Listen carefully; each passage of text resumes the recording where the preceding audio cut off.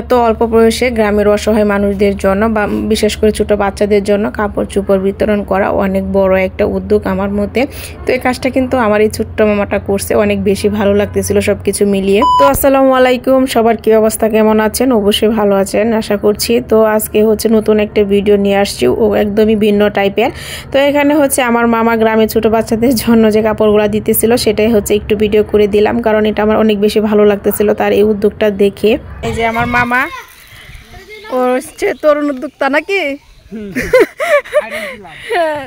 ওর পক্ষ থেকে হচ্ছে বাচ্চাদের জন্য এই যে অনেকগুলো বাচ্চা আসছে গ্রামের, সবার জন্য একটু ছোটখাটো উপহার আছে। তো সবাইকে এগুলো দিবে, সবাই অনেক খুশি, তাই না?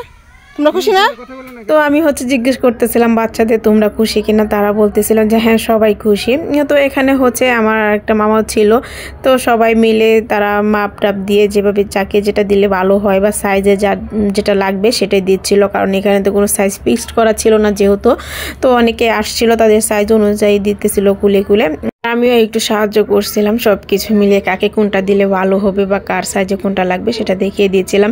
তো এটা দেখেও কিন্তু অনেক বেশি ভালো লাগতেছিল যে ছোটোখাটো আয়োজন হলেও কিন্তু এটা অনেক বেশি ভালো লাগার কারণ নিজ গ্রামে দিতে পারতেছে, এটাই অনেক বেশি। কারণ এই বাচ্চাগুলো সবসময় সামনে থাকবে, তো যখন তাদের ভালো লাগবে তো তারা বলবে যে না আমাকে এটা দিয়েছিল বা এই সেই, মানে এটা তো বুঝতে পারতেছেন বাচ্চাদের মানে মনের খুশি। তো এটা দেখে অনেক ভালো লাগতেছিল, ছোট্ট পরিসরে হলেও তো নিজের গ্রামের সবাইকে খুশি করতে পারছে, এটাই অনেক কিছু।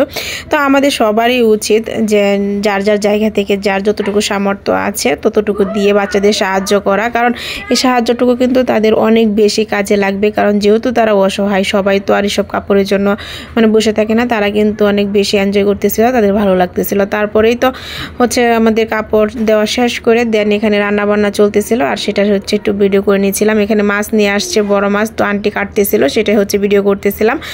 তারপর হচ্ছে মাংসও নিয়ে আসছে, সেটা রান্না করবে, আর আন্টি ধুয়ে নিচ্ছিল, সেইগুলো একটু করে ভিডিও করতেছিলাম, কারণ আমার তো কোনো কাজ নাই, জাস্ট বসে বসে হচ্ছে এগুলো করতেছিলাম। আর এখানে আন্টি মাংস রান্না করবে, মাছ রান্না করবে, আর সজনের ডাঁটা রান্না করবে, আর একটা জানি কি রান্না করছিল সেটা আর আমি হচ্ছে ক্লিপ নিতে পারি নাই। তো মাংসটা এখানে বসিয়ে দিছে।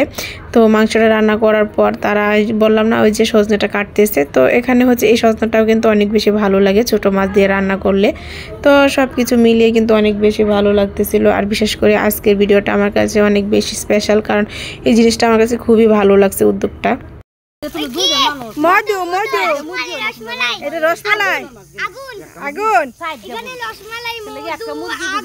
তো যাই হোক, এটা নিয়ে আমরা মজা করতেছিলাম তরমুজ নিয়ে। তো তরমুজ তো এখন ভাইরাল, সেটার জন্য একটু মজা করে নিলাম। তো আজকে ভিডিওটা আমার এ পর্যন্তই ছিল, আশা করছি আপনাদের ভালো লাগবে। সবাই ভালো থাকবেন, সুস্থ থাকবেন, আর আমার পাশে থাকবেন। আল্লাহ হাফেজ সবাইকে আমার ভিডিওটা দেখার জন্য।